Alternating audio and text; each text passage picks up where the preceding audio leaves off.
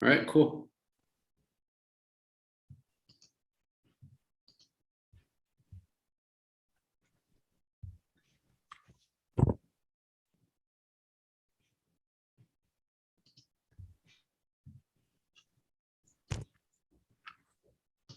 All right, cool.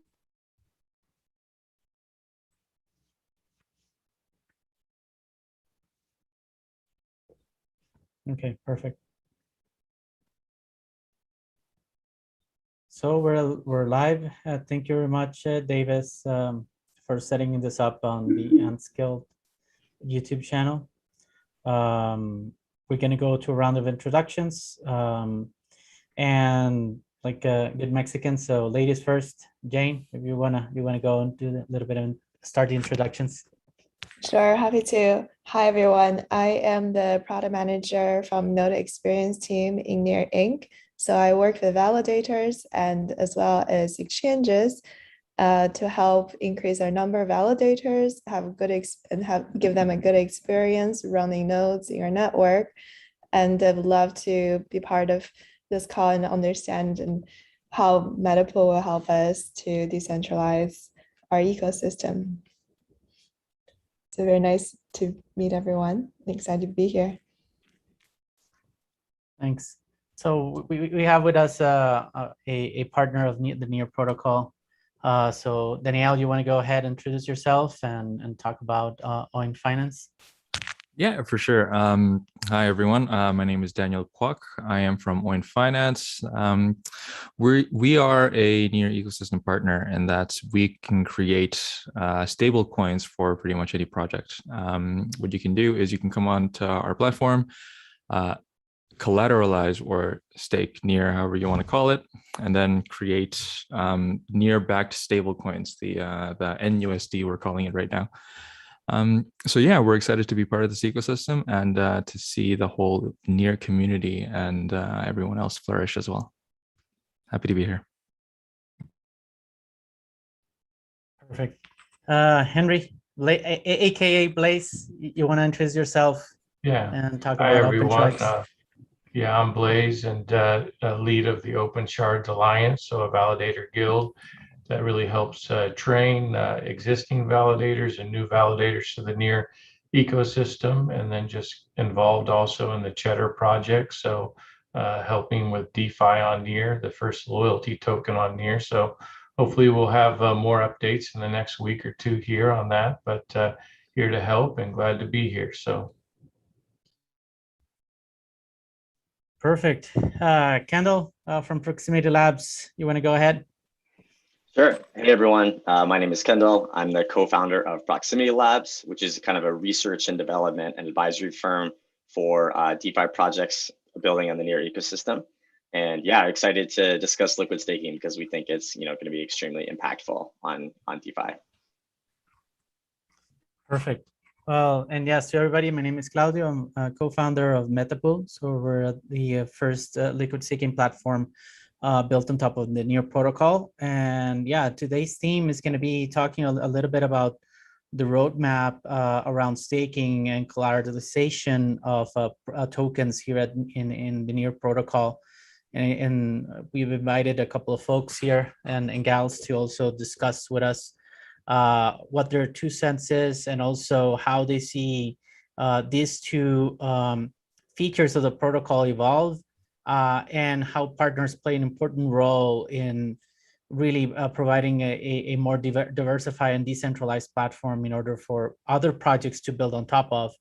So with that, I believe it's important, Jane, for you to give us a little bit of perspective on how you see things Near protocol paving the way in providing more of a support for more nodes, so for more validators, and talk with us a little bit about what's coming ahead, what's coming down the pipeline. Yeah, absolutely. So today, Near has about 60 validators on our mainnet.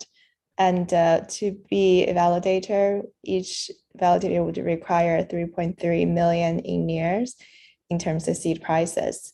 So what's upcoming in the roadmap is we're going to increase the number of validators who can join the mainnet from currently 60 to hopefully over 500. And of those 500 validators who will be joining the mainnet, there will be two types. The first type would be block producers, and they will be validating across all shards. So the number of block producers we're aiming for is from 60 to 100. And also later in Q4, we aim to introduce a new validator role called chunk-only producers.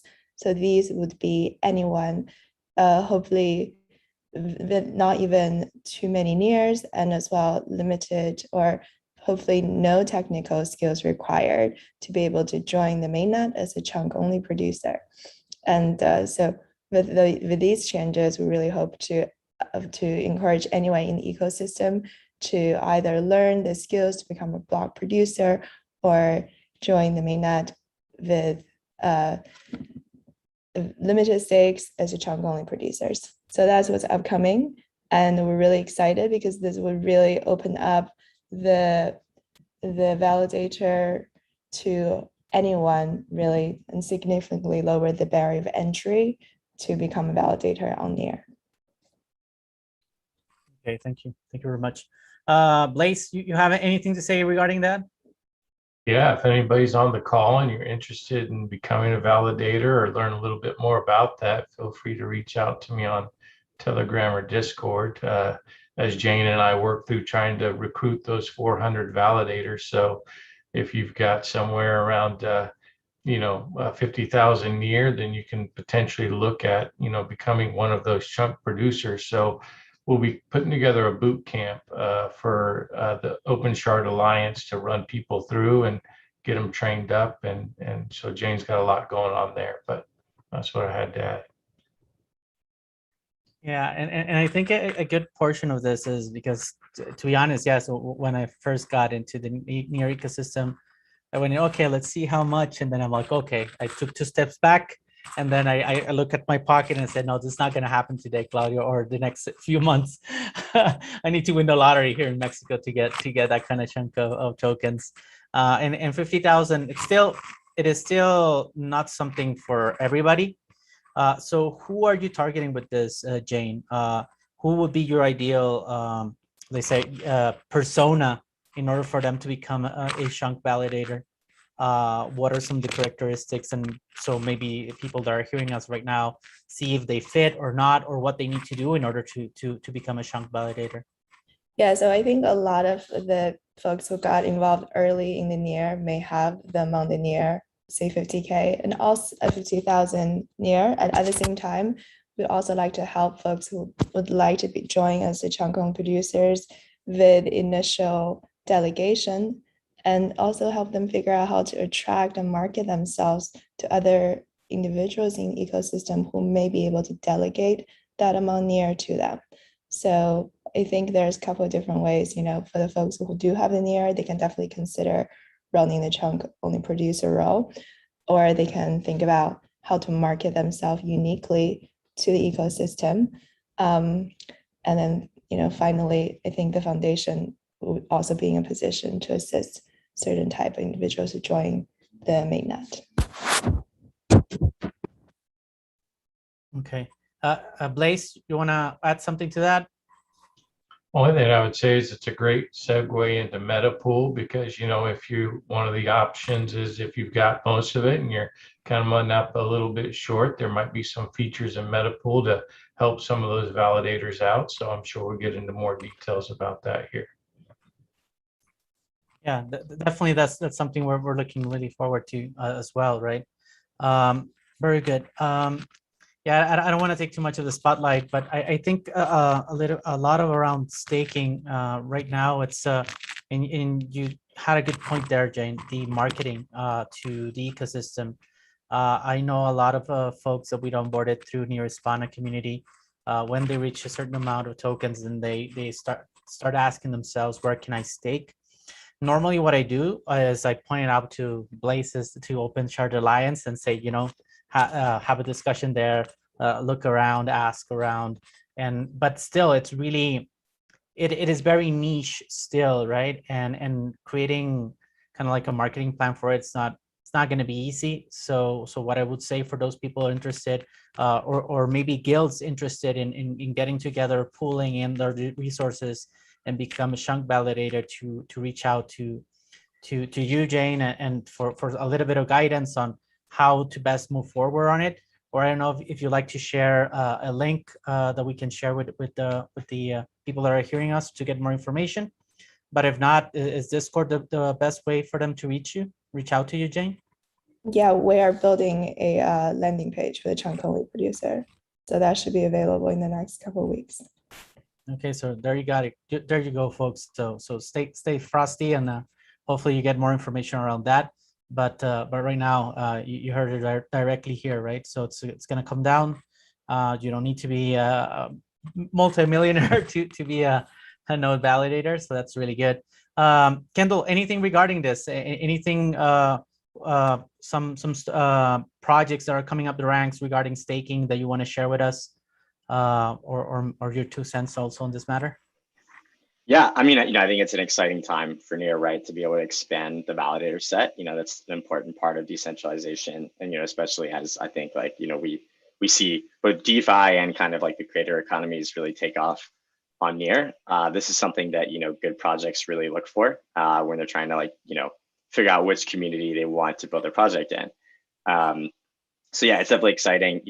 One of the things that excites me most about Metapool is that I think you guys can really support these kind of smaller validators, like these, maybe they're great community leaders and even great technical leaders, but they don't have the resources to run one of these validators, from a financial perspective, but they do from like a know-how and kind of like a, community building perspective. And so I think the ability to support those projects is going to be really impactful. And yeah, that's just my 2 cents on this. Perfect. Danielle, so regarding giving your 2 cents to those, now that we heard from that they're going to be kind of like the more community niche or maybe guild run chunk validator nodes, what are some of your tips and tricks in order to better market to the ecosystem? Which for now, it's not that we have like a marketplace and everybody can go there and see all of the validators. I think there's stakingrewards.com has something going on there, but just quote unquote, this is not run by anybody here, right? And I'm not endorsing it. I'm just stating that that's kind of stuff that's out there, but it's still really decentralized, right? It's not focused for the Near ecosystem. What are your 2 cents on this, Daniel? Right, and well, so I think I missed this part in my introduction. I'm the marketing director for OIN Finance. So I guess this is why the question was directed at me.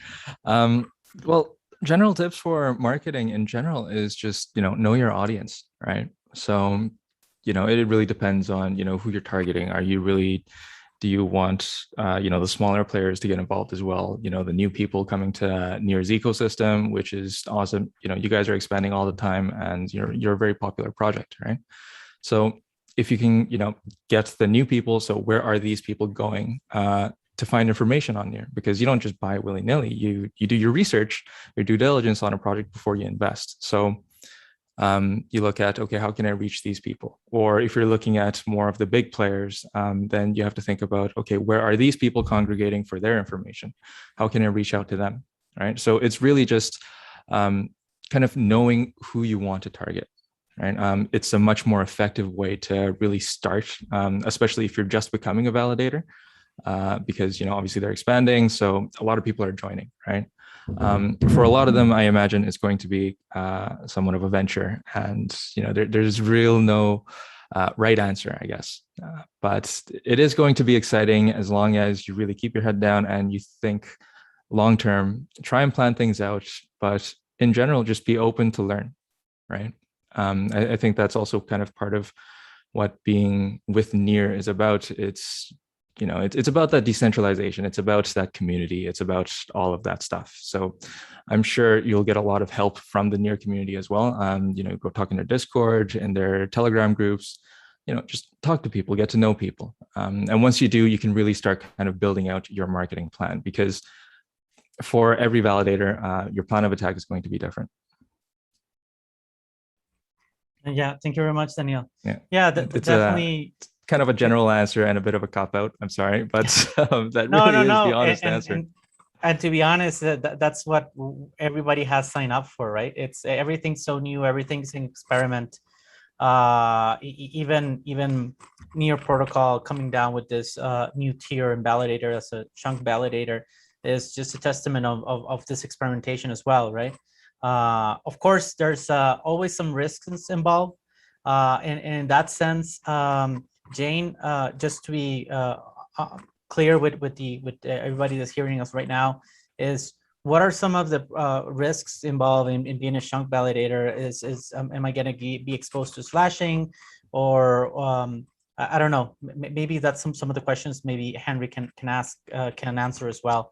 But I think just being open and honest about what is it going to take for them to become a chunk validator, and maybe some of the risks involved could be important for the audience to understand.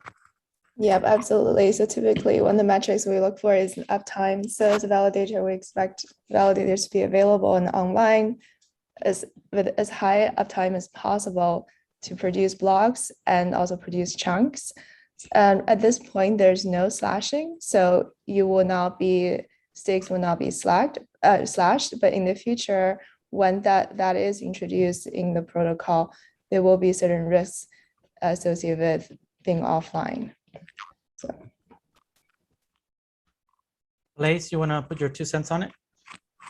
Yeah, so yeah, the slashing is not there yet, but it will come down the pike. I think back to the marketing piece, I think as people look to set up a validator and attract more stake, one of the things that's worked real well in the community is finding a niche or finding a cause that you're going to support and kind of getting behind that and recruiting a group of people that want to support that same cause or that same, niche of things. So that could be something for someone on the marketing side.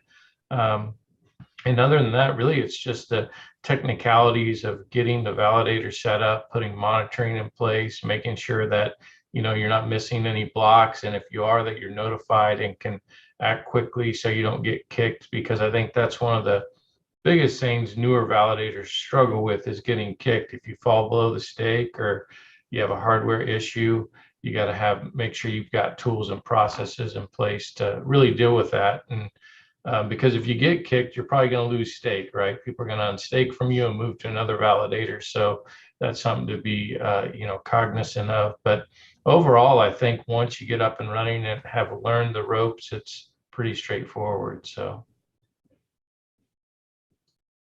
Perfect. Thank you very much. Yeah, so definitely that's one of the things we want to provide to the ecosystem, right? So just make it more decentralized, which sometimes is placed a little bit against validators if they're not performing correct. In Metapool, our thinking is yes, we will move our the user stake to best performing nodes, validator nodes. So at the end of the day, it's all in the user's best interest.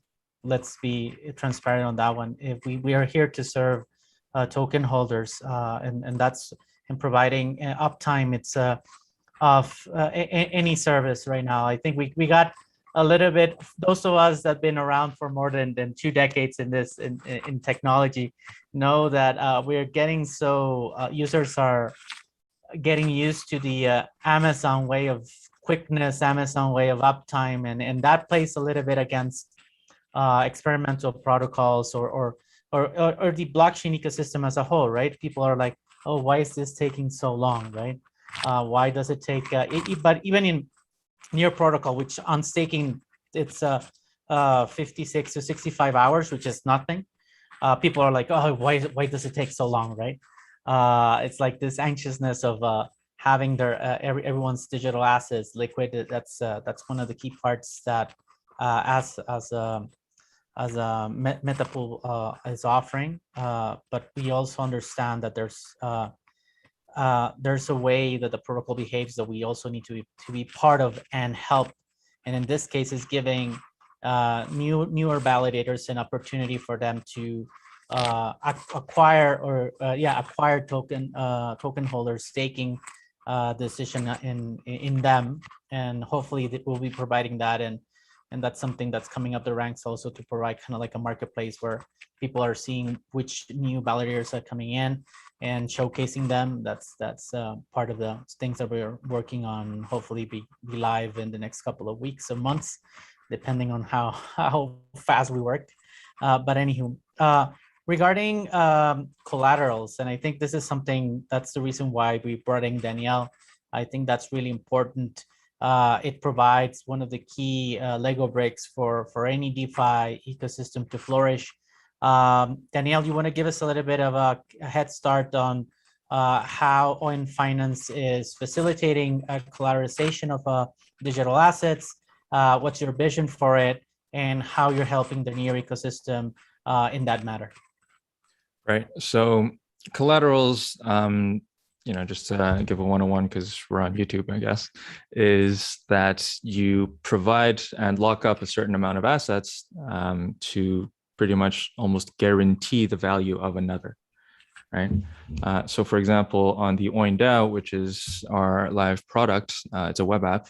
What you can do is, again, once Near is actually listed, users will be able to come onto the OIN DAO and collateralize their Near tokens. So for example, if you hold $100 worth of Near, you can collateralize that $100 worth of Near through a Near smart contract and have it locked up and mint for example, $100 worth of USD pegged stablecoin. And you can use that USD however you wish, especially with and I'm assuming some of the great and exciting use cases that Near is going to provide. You can do that, and then once you want to reclaim the collateralized assets, you can kind of you can either purchase the stable coins again on the market or through whatever method you can find. You can return that USD to the OIN DAO and reclaim your $100 worth of Near tokens. So it's, in a sense, almost like a loan, but it's, that's how collateralization works, right? It's almost like, it's either a way to guarantee something or a way to pretty much, earn credit to actually use. That's because, for example, the stable coins, if it's not actually guaranteed or backed by anything, then, how do we know that it's actually going to be worth anything? So collaterals in this sense is very important to the DeFi space because, for one, stable coins have become a very important part of the crypto community. Not only in that it provides a great method, a great asset to kind of hold in between your, for example, investments or whatever usage you have out of your crypto. It's a good way to just kind of either, park it there, or once you're coming into crypto, you buy USD, right? USDT is pretty common.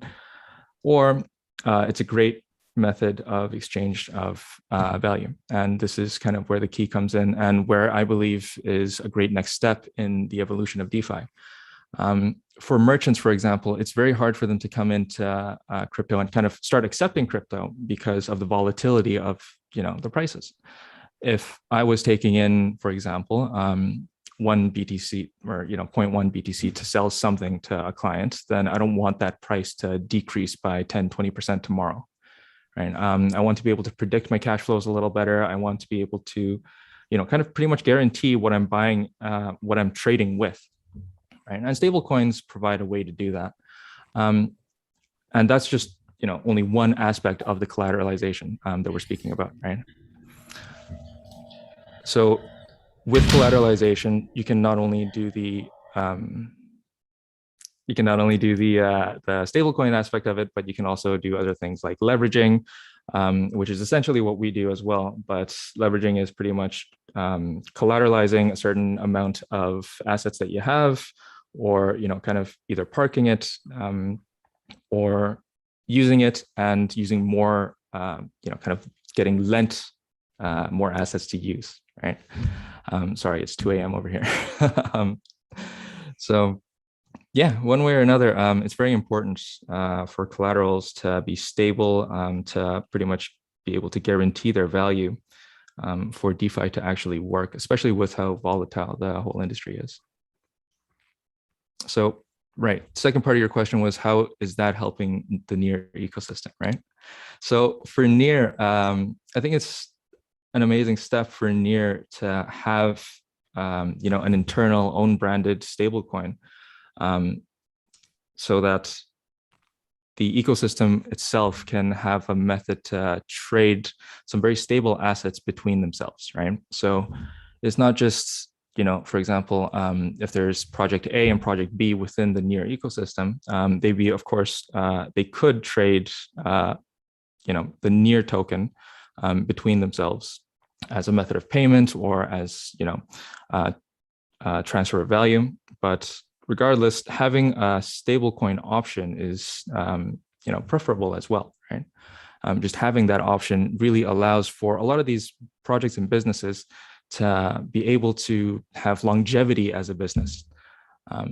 As we know, a lot of projects kind of have a hard time with the business aspect of what running a crypto company is. And I'm sure that this will help a lot of them, be able to kind of, have cash flows so that they can kind of survive for the future, right? Yeah, I think that's the longevity of business being run on cryptos is really important, right? You never know which end of the stick you're going to be getting. But thank you very much, Daniel, for your 2 cents on it. Kendall, you wanna add to it? You have 2 cents on the collateralization of digital assets and what it brings to the near ecosystem. Yeah, absolutely. I think Daniel did a fantastic job going into detail about, the benefits and how it can work, especially in, kind of a native stablecoin over collateralized stablecoin type of example. I think, if we look at, I guess one of the challenges we have in crypto right now is that there's not this concept of strong identity. And so a lot of like the way the traditional financial systems work, which, where under collateralized loans or no collateral loans are more popular, because there's identity attached to it. If that loan isn't repaid according to its terms, there's like sort of legal avenues to like recovering those amounts, or at least basically getting some kind of guarantees against your risk. Because we don't have that in crypto right yet, even though I believe we will. We have to come up with other methods, and the most common one by far is over collateralization for loans. So, the MakerDAO with the kind of over collateralized native stablecoin was the first to really explore this route. And, since have been a lot of great projects such as OIN who have explored some of the routes and made improvements on that model. And then, we've also seen the kind of generalized lending concept that Compound and Aave created, which is where you could, put in several different types of of collateral types or currencies or assets, kind of a mix of all of those, and borrow against them. And predominantly, we've seen that be, collaterals such as like a near Ethereum in particular, wrapped Bitcoin, these type of collaterals that'll be, put in, like basically they'll be put in to collateralize the loan, and then the lendee rather will choose to withdraw a stablecoin. So they'll use like the volatile asset as collateral they control, and then they'll take out the loan in a stable coin like USDC or OIN stable coin. And this is a much better path than taking out one volatile asset for another, because then you have to worry about like the value of your collateral changing, which could go up or down, and also the value of your loan changing. And if those are diverging, then you could get in trouble really quickly. Obviously, another core concept of this over collateralization is that if at any point in time you drop below the value of your collateral drops below the kind of minimum threshold of like versus the value of your loan, then the protocol can seize your assets, like liquidate you. It's not a situation anyone wants to be involved in. It's a good way to lose at least some money. And so I think, yeah, obviously stablecoins play an important role there. But so what's really exciting about these new types of collateral, basically these new types of wrapping these natively interest-bearing assets, or assets that have like a very sort of clear, fairly low risk way of accruing interest. Proof of stake currencies like Near being probably the best example of this. I think the game gets even more interesting. So what we're gonna the situation we're in now is if you have Near, you have to choose between staking and earning a fairly low risk, right now 11% interest rate per year, which, you know, at the absolute lowest, like 100% near staked, the lowest that would be is 5%. So basically, you can almost consider 5% like the risk-free rate of the near ecosystem.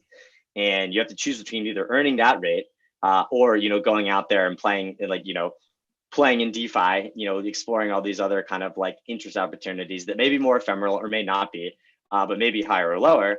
And that's a difficult choice to make, especially because, you know, the benefit of like the whole purpose of NEAR is to secure this network.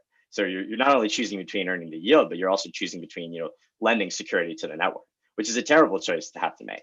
And so now that we're, you know, we're seeing experiments like Metapool and all these other great projects that are, you know, allowing you to sort of have your cake and eat it too, like both add security to the network, earn that kind of risk-free rate, and then go out and use these collateral in, you know, projects like OIN DAO, where you can, you know, like either like create leverage for yourself or just, you know, be able to kind of like, you know, take off some risk, or even just, you know, use the loan to like, you know, buy a house or do other things that you want to do without having to sell your NEAR, which incurs, you know, a taxable event in the US and many locations, and also, you know, reduces your price exposure to NEAR. And if, you know, if you're a long-term believer, that might not be something you want to do. So a lot of downsides. And, you know, basically now you don't have to make this choice anymore.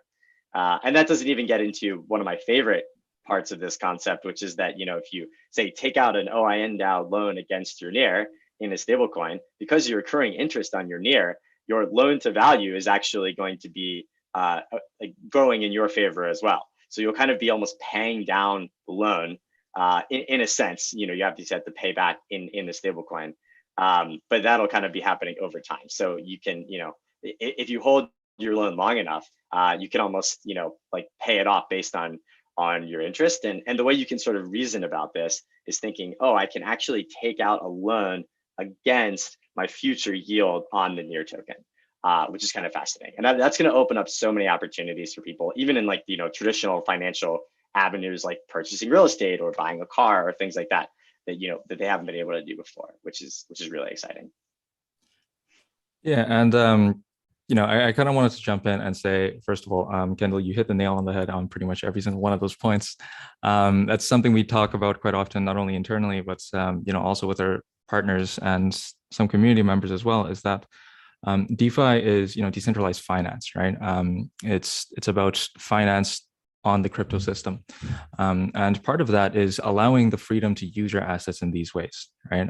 If you go out into the real world, sorry, not the real world, but, you know, the traditional world, then these types of functions are already widely available, right? So for example, if you hold a ton of stocks in a company, then what you can do is you can just take out a loan against that stock, right? That's what a lot of, you know, very, very high net worth assets individuals do. They don't actually, you know, for example, if Bill Gates wants to buy an island, he doesn't actually go out and sell his Microsoft stocks. He goes out and takes out a loan against his Microsoft stocks, right? And then he can, you know, pay that back one way or another, or when, you know, the Microsoft stocks, you know, valuation goes up, then, you know, he can repay it back that way. So, you know, we're not only, you know, kind of providing a stable coin minting platform to, you know, minimize the volatility risk of crypto. That's one way of putting it, but we're also providing, you know, kind of the freedom to actually have these functionalities within the crypto community. And I think that's very important for us to actually be able to do before we really integrate into the traditional world as well. If we want to, you know, look at crypto and we're saying, you know, it's a medium of exchange, it's, you know, it's an investment for some, it's utility for others, and whatever, you know, your kind of reason for being in blockchain and crypto is, it's that, you know, we want to see more uses out of it. We want to see it become a bit more of part of daily life, including the crypto aspect of blockchain, right? And if we want to do that, then we want to have DeFi actually link into the traditional finance industries. Then we have to have some of these functionalities available for the institutions and the users to use as well before, you know, we can kind of come to terms with, okay, how are we going to do this, right? You know, we can't have none of these functions and then kind of trying to scramble for it later on when we do decide, okay, we're going to have this, you know, apply to pretty much everyone, including retail users. We have to have these things ready and say, okay, how are we going to integrate this into traditional finance rather than, okay, we have to create something out of, you know, thin air. Right? So yeah, Kendall, great points. Thank you very much, Kendall. Really on point. And with this, Lucio, you're just getting a little bit late to the party, but no worries. You just got into the gritty, needy of things. So you want to introduce yourself and talk a little bit of your point of view on collateralization of digital assets? Yeah, so sorry for the delay. I was getting my second COVID shot, so I have a good excuse. No. I've been listening to you guys, and I think it's perfectly described. Like Daniel said, Kendall hit the nail on the head every time. So yes, I think one of the most important things is that part of taking a loan in a stable coin and don't having to pay interest, because if you do that with a senior, for example, your staking reward will cover for any loan interest and a little more, I hope. And also one more thing that is important besides collateralization is that, I don't know if you mentioned this right in the beginning, but we are freeing a lot of near capital that is now locked securing the network. It's not only being able to use it for collateralization, it's not that we will be able to use a lot of capital that is now, let's say, locked and really nobody stakes too frequently.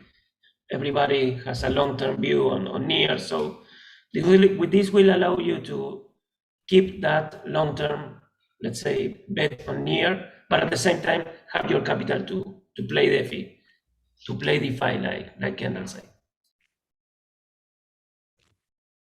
Yeah, I think that's something really important. We're getting into a mature, not mature, but growing part of the protocol, right? For many of us that got into near through CoinList, for example, we're looking so forward to September, right? So some of our locked near which has been staked, and I was really happy about that when near announced that after the staking wars, that we were able to stake our near even though they were locked. But now in September it's going to be unlocked, and definitely a lot of us are going to look for, well, what do we do with it, right? Of course, a couple of us are going to go and take some profit out of it. But for those of us that are more long-term, we will really like to understand, have more options, right? And some of us that have been here more than a year understand like where to look for validators, understand what are the characteristics that some of these validators should have.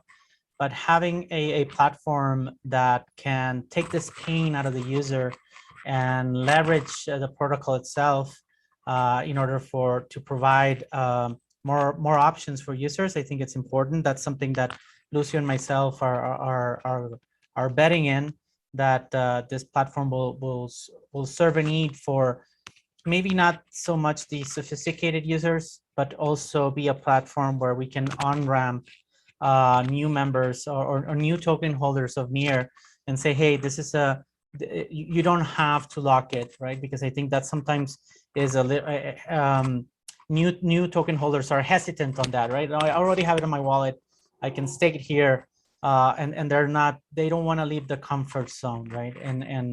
But we do need them to how can I say, fly off the nest, and in order for them to also understand that there's going to be other platforms such as Ref Finance, such as Shatter as well. And I think in this, Henry, maybe you can dive a little bit deeper into Shatter, what it will provide as well to the ecosystem, how it will provide a means also to, well, use ST-Near, which is going to be one of the tokens that are going to be minted when users stake their tokens in Metapool, but also to understand what's your vision of it, right? Collaterals are an important part of a success of a blockchain protocol, and it will be good to get your 2 cents on it, Blaze. Sure. So yeah, Cheddar, really our hope there is really to support the DeFi apps on Near overall. So we call it a loyalty token, the first loyalty token on Near. So through partnerships, what our plan is really to help, the ecosystem expand and integrate, in many different ways. So the idea is that you would use Cheddar as a loyalty token to either enhance or boost one of the other apps that you use.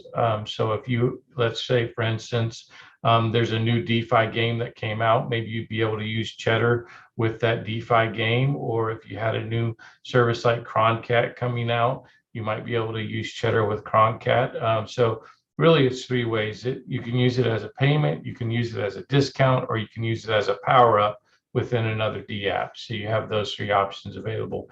In terms of ST Near and specifically, and then just in general, we're going to have the Cheddar farm. And so what we'll have available is the ability to take other NEP 141 tokens that they have in their possession, come to the Cheddar farm, and then either mine out more Cheddar or farm out more Cheddar or farm out different tokens. And it gives basically a way for people to take their tokens in another place to use them. So you'll be able to do that through the Cheddar farm. And then as far as expanding out further than that, we're just really looking to support Near D apps in general. So we think that there'll be a pretty big network of apps that integrate with Cheddar, and where you'll be able to use your tokens and use their tokens and do things in that manner. So that's kind of the overall generalization of it. Lucio, you wanna add more to that? No, I think that is perfectly clear.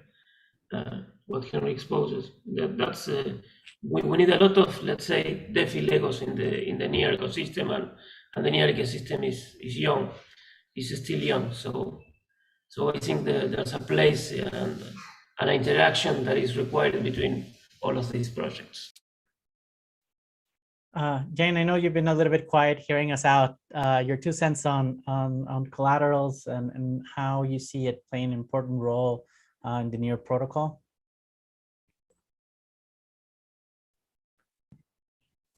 Yeah, I think so.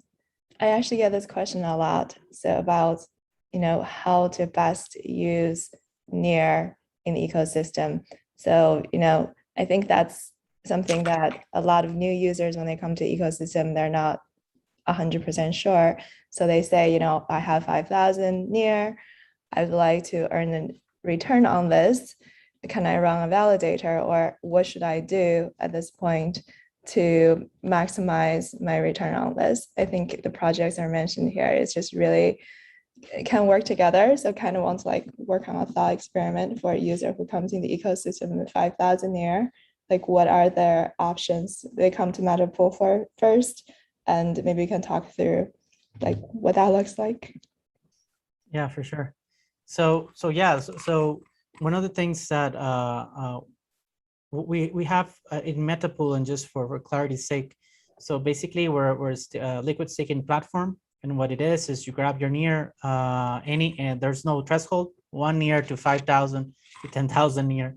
You stake it in Metapool, and then we mint an NEP 141 token called ST Near. This ST Near is accruing in value every 12 hours, every epoch. And for that way, we believe it's a good token to be used as collateral, as Kendall and Danielle have explained to us a few minutes back. And you can take out a loan on it. It is not a token that the best use case for it is not creating a pool and farming, because at the end of the day, well, that's going to be accruing in value, and it's not really that doesn't serve that need.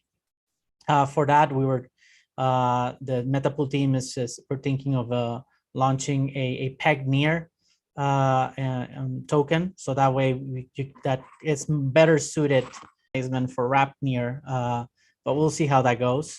Only time will tell. But for now, we're minting ST Near, and we're freeing that stake tokens, and that way people can bring them over to Cheddar can bring them, provide them as collateral, maybe for OIN finance as well.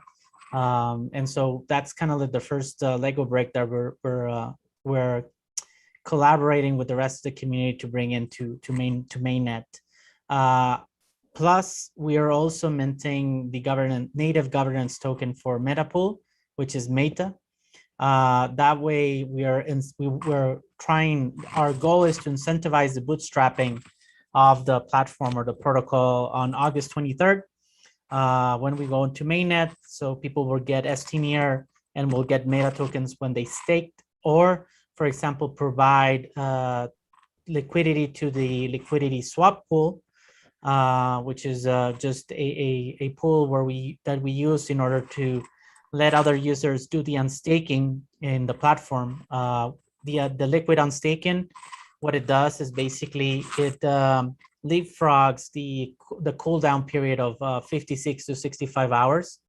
For many of us, maybe that's waiting is not a problem. You can also do the normal cooldown period in Metapool, and you can get your tokens back. No need to pay a fee.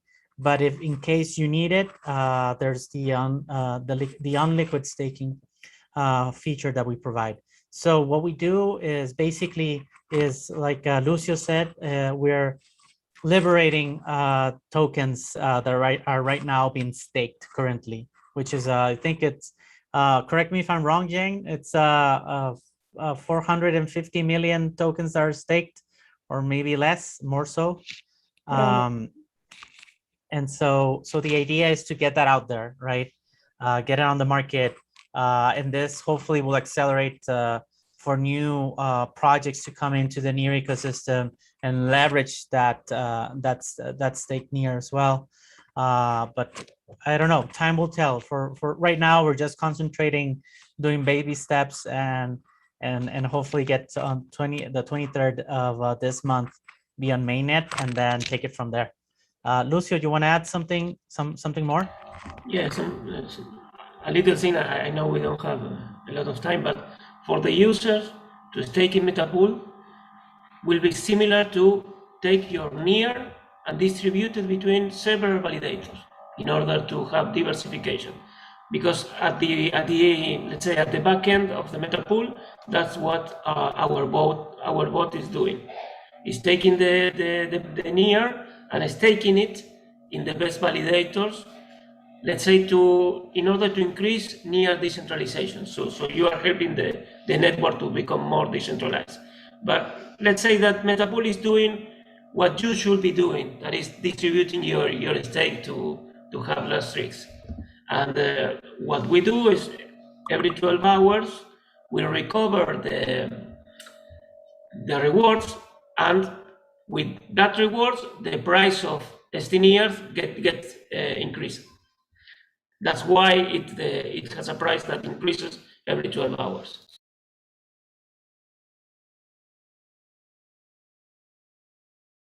Okay, perfect. So we're coming into the last, we're gonna wrap up. But before we do so, any last comments, Daniel? Yeah, for sure.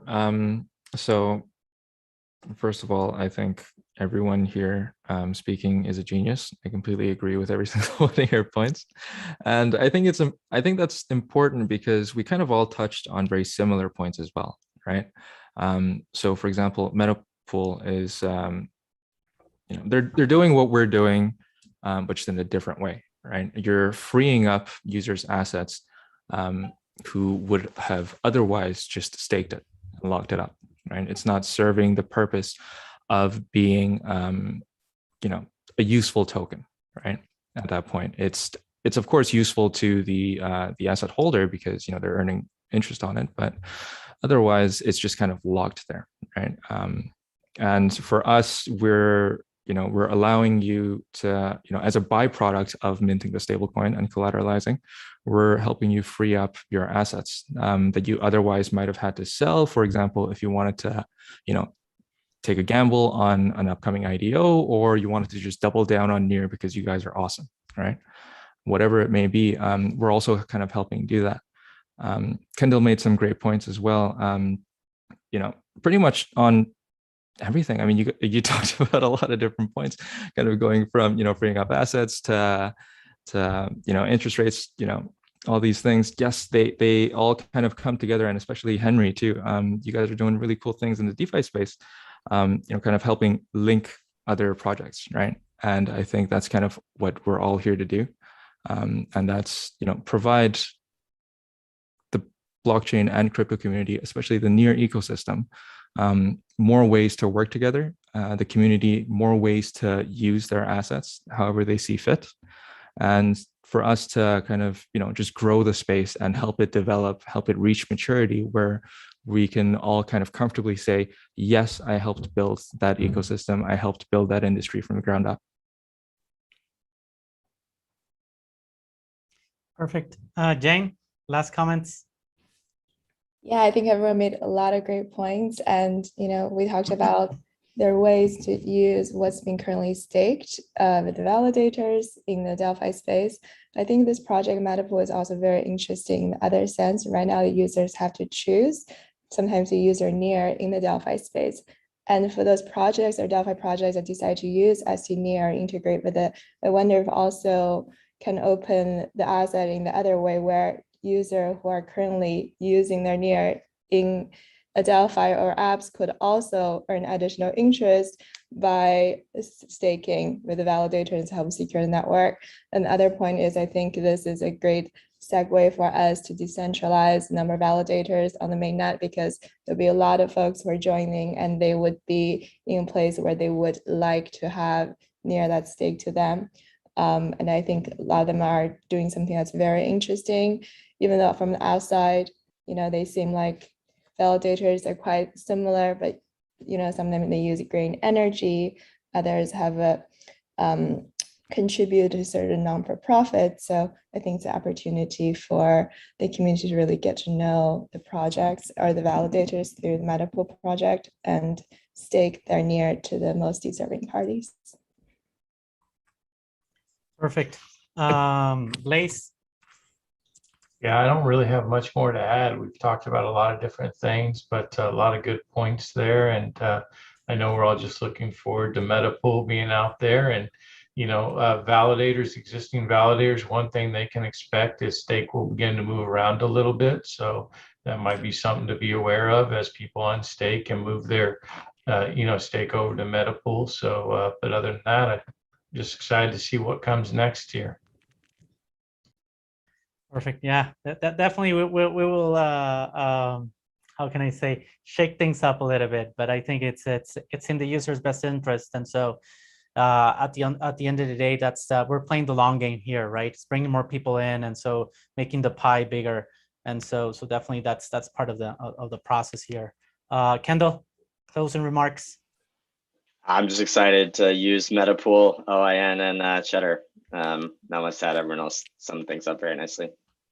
Yeah, I saw, and I went in and browsed a little bit in the comments, and so right now we're not thinking of doing an IDO. So basically it's just a community launch that's happening August 23rd. Just stay on the lookout. We have a Discord server, which is we're using the Narwhal Discord server. We're going to be changing the URL. That's something that's a little bit of a alpha here for everybody. So stay on the lookout, be on the Discord server. We're going to tweet it out for sure on August 23rd. But if you want to do the little bit of a sneak peek, then definitely join the Discord server. Other than that, thank you very much for the Ants Guild for hosting us today. It was really great. Everybody from the community that came in to hear us rant and discuss. Hopefully you learned something today. Definitely, I'm looking forward to those chunk validators being live and the new ways of pulling in together our resources and be part of that of increasing the security and decentralization of the network will be a key part. I think one of those things is the what makes it a long-lasting project is diversification, right? And so definitely, if you have ideas, launch them, get them out there. Reach out to any of us if you need some help or pointers out. I think everybody's on the Discord near server. You can just ask questions there. But most of all, just keep on building, and don't look at the charts. Those things don't provide any guidance except a little bit of a dizziness, and sometimes it's just a distraction. But keep on building, and hopefully we'll see you there in the metaverse at the next time we're hosting an open discussion. Thank you very much, everybody. Davis, you want to have any last comments regarding the ant skill, or are we just? No, I think we'll have more events here in the future, and yeah, I don't have anything else to add. So thank you, everyone. Thank you very much.